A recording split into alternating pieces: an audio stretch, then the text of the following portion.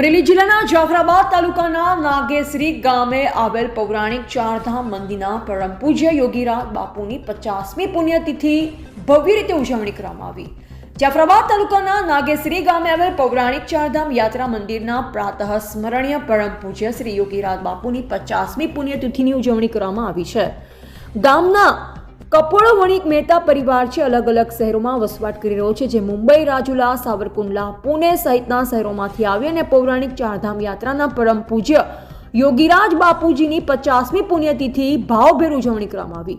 પરમ પૂજ્ય યોગીરાજ બાપુનું રથ ગામની શેરીમાં ધામધૂમપૂર્વક દેશી ઢોલ નગારા અને શરણાઈ સાથે ફેરવી ઉજવણી કરવામાં આવી। 50મી પુણ્યતિથિ નિમિત્તે કપોળ વણિક મહેતા પરિવાર તેમજ નાગેશ્રીના સરપંચ તેમજ ગ્રામજનો મોટી સંખ્યામાં આયોજનમાં જોડાયા। रिपोर्टर कारुसा कनोजिया, जाफराबाद, अमरेली। जय श्री कृष्ण। हमारा नाम हेतल मलाई मेहता है। अमे आज नागेश्री गामे हमारा गुरुजी लालजी बापूजी ની પરંપરાગત આજે કન્યા શાળા ને મહાપ્રસાદ નો આયોજન કરવામાં આવ્યું છે અને આજે આ મંદિરને લગભગ 100 વર્ષ પૂરા થયા છે અને બાપુજીના હરેક મૂર્તિ બાપુજીએ 130 મૂર્તિ બનાવી છે, જે મૂર્તિના સ્વરૂપ બહુ તેજસ્વી છે અને અહીંયા હું હર દેશ વિદેશના ભક્તોને વિનંતી કરીશ કે આપ સર્વ અહીંયા દર્શનનો લાભ લેવા આવો। આજે નાગેશ્રી ગામના આંગણે ખૂબ રૂડો અવસર ઉજવાઈ રહ્યો છે। લગભગ ખૂબ લાંબા સમય પછી પરમ પૂજ્ય યોગીજી મહારાજની પુણ્યતિથિ નાગેશ્રીમાં ઉજવાઈ રહી છે।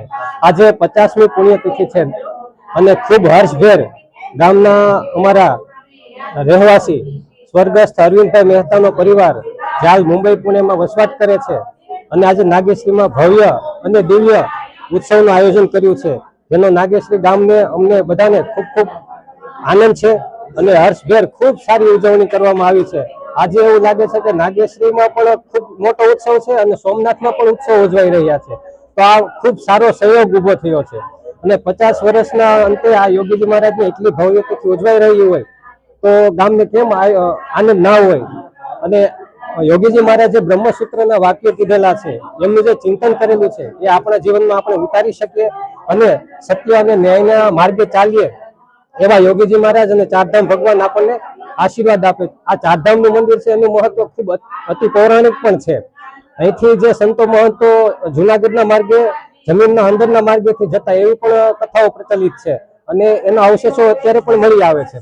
અને આ ચારધામ મંદિરમાં મુખ્ય 28 દ્વાર છે અને 130 ઉપર મૂર્તિઓ છે।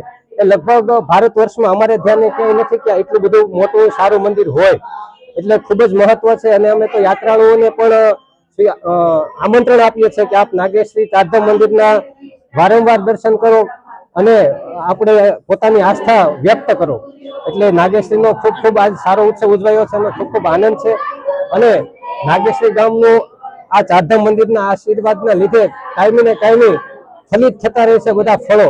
અને યોગીજી મહારાજ અને લાલજી મહારાજને એવો આશીર્વાદ છે કે નાગેશ્રી ગામનો ફરી ખૂબ સારો સમય આવશે, કારણ કે વચ્ચેના 40-50 વર્ષમાં થોડું જે પેલા એવું કહેવાતું કે નાગેશ્રી ગામ એ 42 ગામોનું મુખ્ય મથક હતું, અહીંયા મોટા વ્યવહારો ચાલતા, એ ફરી આ પૂજ્ય સંતોના આશીર્વાદથી થવાના છે, એમના આશીર્વાદ છે એટલે થશે જ। અને આજે એવું લાગે છે કે આ વસ્તુનો શુભારંભ આજથી થયો હોય એવું આપણે માની શકીએ, કારણ કે ભગવાન સૂર્યનારાયણનો વાર છે રવિવાર અને આ દિવસ ખૂબ જ શુભ કહેવાય। અને સોમનાથમાં પણ આવો આજનો જ દિવસે ઉત્સવ ઉજવાઈ રહ્યા હોય તો કંઈક ને કંઈક સહયોગ તો છે।